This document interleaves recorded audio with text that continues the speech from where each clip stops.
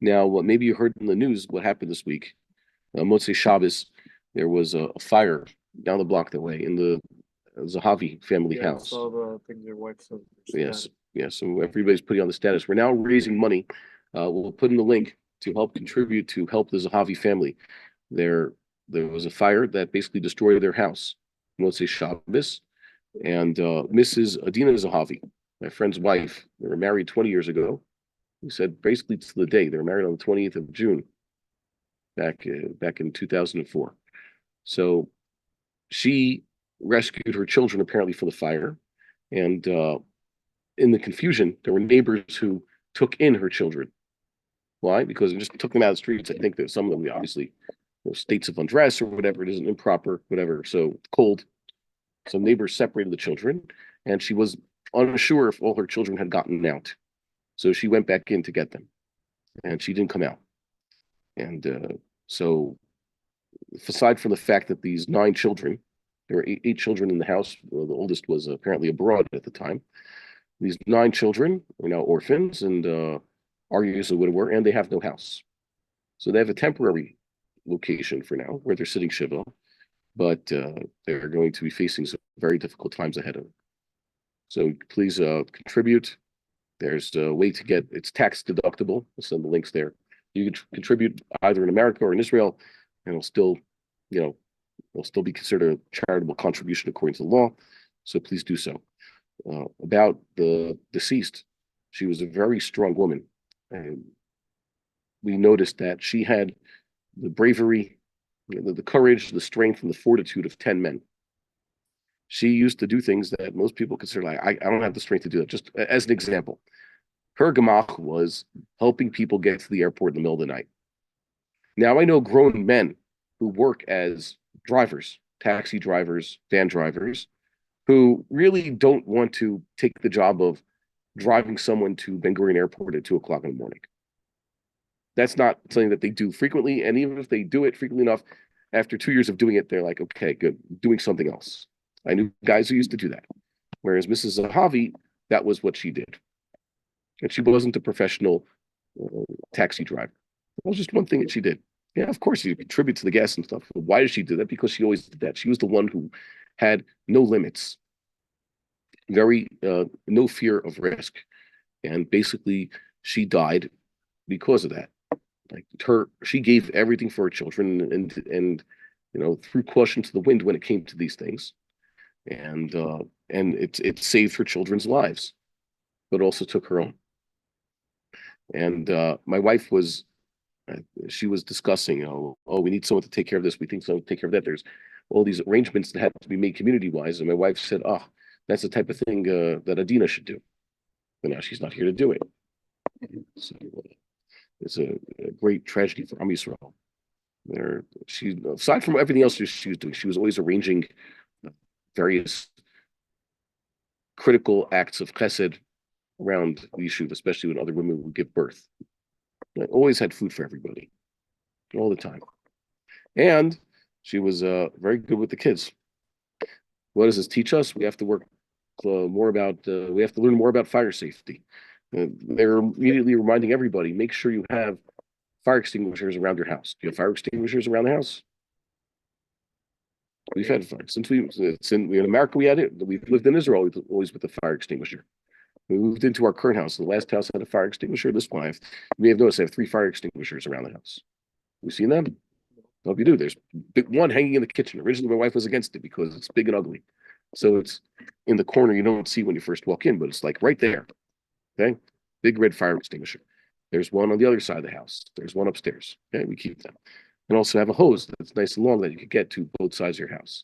And then we realized that, and this was something that brings us to our next issue, outsourcing safety to the government lets your guard down, right?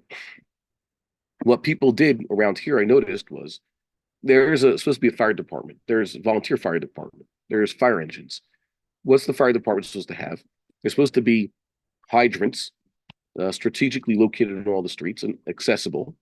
And the fire engine rolls up and they hook up their heavy duty fire hose and also extra long fire hose in order to put out fires that could, break out in any of the houses on the block. And I noticed on our block that there was a major fire. Some guy's machsan went up in flames on a Friday, early Friday afternoon, and it was put out by the neighbors, me included. And all we had was, garden hoses.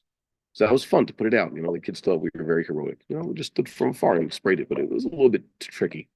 And one Erev Pesach, a fire broke out behind the houses. There's a line of houses facing the street, a line of houses facing that street. There's the area between the houses where there's a lot of weeds usually. No one takes care of that, right? Between the two rows where there's no cars.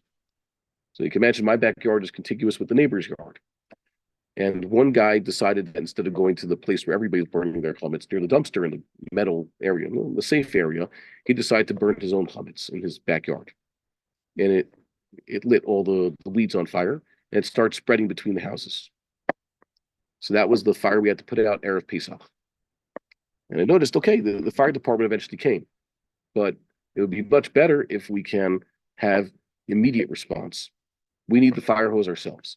So I went looking for it, and we found the guy who does it, and he installed fire department regulation length heavy duty hose that is stored right next to the hydrant in the middle of our street.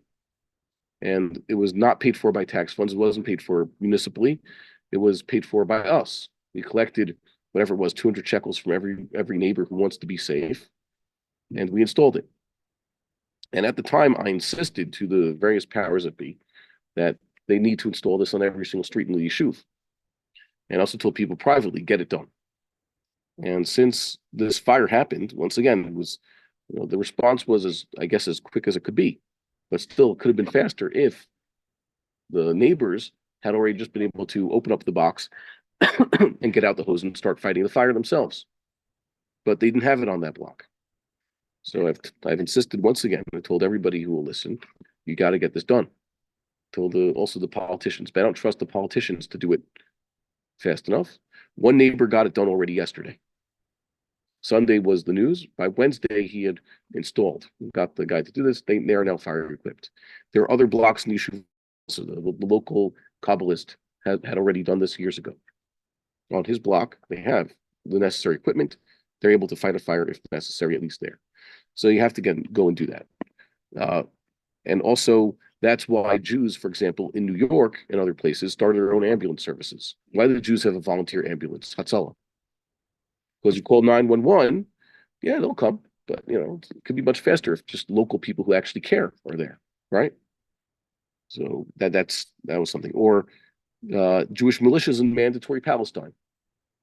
They didn't have their own state. Mandatory Palestine was, exact as its name is. It was a British colony. It was the Brits didn't allow the Jewish National Council, which by the way was basically like a Knesset at the time. It was headed by Ben Gurion in the 30s and 40s. They didn't let them have foreign policy and run a military. So it was all militia, underground, When it became the Palmach and others, the Ergun and the rest of them. That wasn't official, right? But they had to take it in, they had to take their own defense into their own hands because they knew that eventually, at the beginning, there was law and order, but the mandatory authorities did not really allow law and order. And when there was no law and order, it allowed the Arabs to run wild, right? Like it happened in 1929. And the problem is with all these things is that eventually we start ourselves. We have, let's say, our own militia, our own ambulance service, our own fire department. That's just us. Eventually, because it grows and becomes establishment, it's taken over by the government, and then it becomes the problem once again. Like, unfortunately, the IDF. Someone told me this week. They've been told. Maybe this has been in the news in some places. Many Yeshuvim, both over and within the Green Line, have been told by the IDF, this war, you're on your own. Officially, you know about this, right? Well, they have what are called Kitot Konanut. Yeah, Kitot Konanut, but the Kitot Konanut, is that as well equipped and well prepared and organized as the IDF itself? No, it's essentially private militia. Yeah, it's the private militia of the Yishuv. Basically, that's what we're talking about. The IDF has said this officially. By the way, also, we're going to have the links. People gave money at the beginning of the war and earlier in the war. Various Yishuvim here are still looking to acquire supplies that they cannot get through the government. They're not going to get through tax money, and they're not going to be supplied by the IDF. So please donate generously to help us. And that's why many of us private citizens are now armed, and our wives are armed. I think less that, why does your wife have a gun? Just so that there's more guns around the yeshuv. I don't think women could successfully operate firearms in a case of emergency as well as men could, right? They could barely cock the pistol, right? Yeah, it's true.